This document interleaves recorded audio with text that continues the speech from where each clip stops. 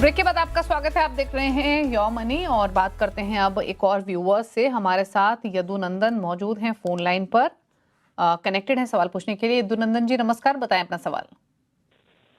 Hello, बताइए क्या सवाल है। हाँ आवाज मुझे आ रही लेकिन स्पष्ट नहीं आ रही आप लोगों की ओर से। क्या आप सुन पा रहे हैं अभी? आपकी ओर से आवाज स्पष्ट नहीं आ रही है। ओके, आप अपना सवाल पूछिए, आपको हम क्लियरली सुन सकते हैं। हाँ, मैं फिर उस पर देख लेता हूँ और क्या करूँ साइड पे, क्योंकि आवाज सही नहीं आ रही इधर से आपकी ओर से। ओके, आप सवाल पूछिए। आप इस शो को देख सकते हैं सोशल प्लेटफॉर्म्स पर, बाद में भी देख सकते हैं। अगर आप ठीक से ना सुन सके अभी तो पूछिए सवाल। ठीक है, मैं देखता हूँ, मैं देख लेता हूँ आवाज। चलिए इनका सवाल ले लेते हैं। तो 61 साल इनकी उम्र है। इन्होंने 15 लाख का लमसम निवेश किया हुआ है। 30 करोड़ का लक्ष्य है 25 सालों के लिए। एसबीआई कॉन्ट्रा में 10 lakh, 3.5 lakh SBI large cap में, निफ्टी 250 स्मॉल कैप इंडेक्स में 1.25 लाख, 15,000 डाले हुए मोतीलाल ओसवाल मिड कैप में, 30,000 एसबीआई ऑटोमोटिव अपॉर्चुनिटीज फंड में। तो जानना चाहते हैं ये पूरा पोर्टफोलियो कैसा है लमसम प्लस, क्योंकि इनका ज्यादातर एलोकेशन यानी मेजॉरिटी ऑफ इन्वेस्टमेंट जो है इनकी more than 60-70% allocation SBI Contra की तरफ है। 10 लाख का क्या वो सही डिसीजन है या कुछ बदलाव करें, बताएं। पहला तो यही कंसर्न है कि कंसंट्रेशन रिस्क एक बहुत बड़ा रिस्क होता है ओवरऑल पोर्टफोलियो में, और यहाँ पे उन्होंने 67% जो एलोकेशन है वो कॉन्ट्रा फंड को दिया है। और उनकी जो एज भी है वो तो ऑलरेडी रिटायर्ड हो चुके हैं, 61 ईयर्स के हैं।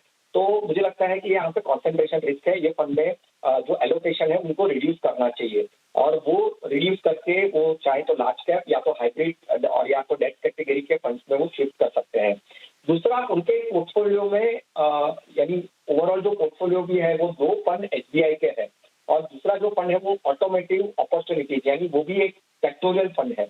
यहाँ पे भी थोड़ा सा मुझे लगता है कि रिस्क प्रोफाइलिंग करेंगे और अगर रिस्क को थोड़ा सा समझाएंगे उनको, तो ये बहुत ही ज्यादा रिस्क वाला फंड एलोकेशन दिखाई देगा उनके पोर्टफोलियो के पॉइंट ऑफ व्यू से।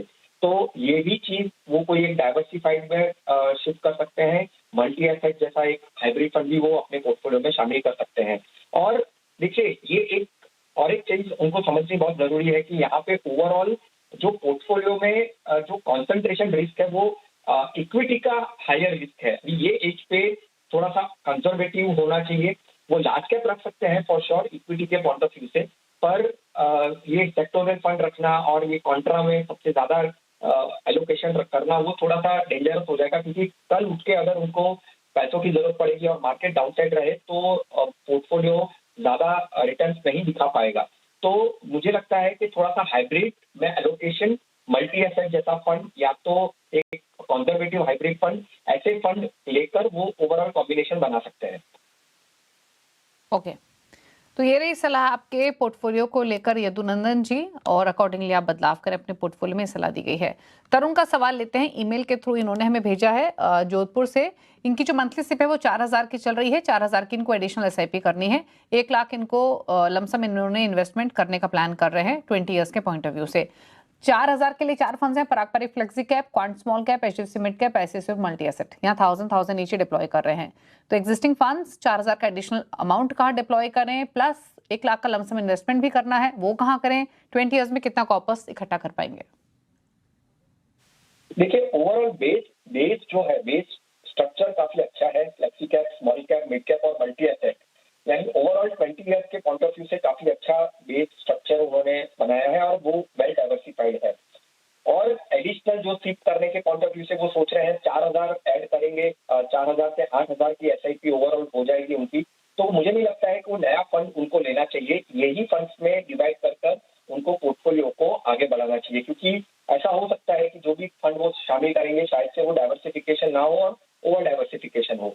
तो यही पोर्टफोलियो में एडिशनल एसआईपी को कंटिन्यू करना चाहिए।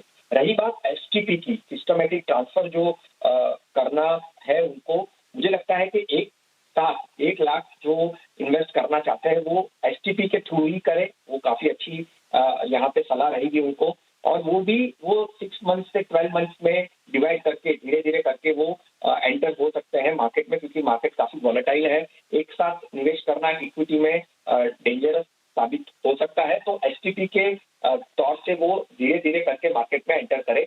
पोर्टफोलियो में कोई बदलाव की जरूरत नहीं है, एडिशनल एसआईपी के लिए भी कोई फंड लेने की जरूरत नहीं है, यही फंड कंटिन्यू करके डिवाइड करके एसटीपी करके आगे बढ़िए। ओके, तो ये सलाह आपके पोर्टफोलियो को लेकर दी गई है तरुण, यानी जो आपने एग्जिस्टिंग फंड्स हैं यहाँ पे जो आपको एडिशनल एलोकेशन करना है वो कर सकते हैं। 1 लाख भी लमसम ना लगा के धीरे धीरे उस रकम को इस्तेमाल करके इन फंड्स में आप डाल सकते हैं।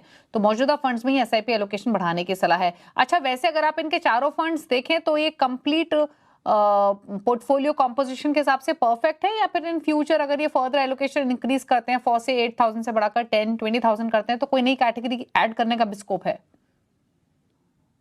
अगर देखें तो यहाँ पे 2 कैटेगरी का हो सकता है। एक तो लार्ज एंड मिड कैप को वो एक्सपोजर में रख सकते हैं, और या तो ओवरऑल मल्टी कैप कैटेगरी को वो शामिल कर सकते हैं, क्योंकि फ्लेक्सी कैप वो ऑलरेडी कर रहे हैं, स्मॉल कैप में कर रहे हैं, मिड कैप में कर रहे हैं और मल्टी एसेट लेके रखा हुआ है।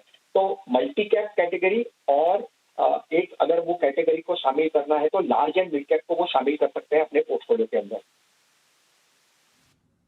ओके, चलिए, तो ये रही सलाह आपके सवाल पर। अब पूछ लेते हैं टॉप 4 फंड्स, बताइए विरल।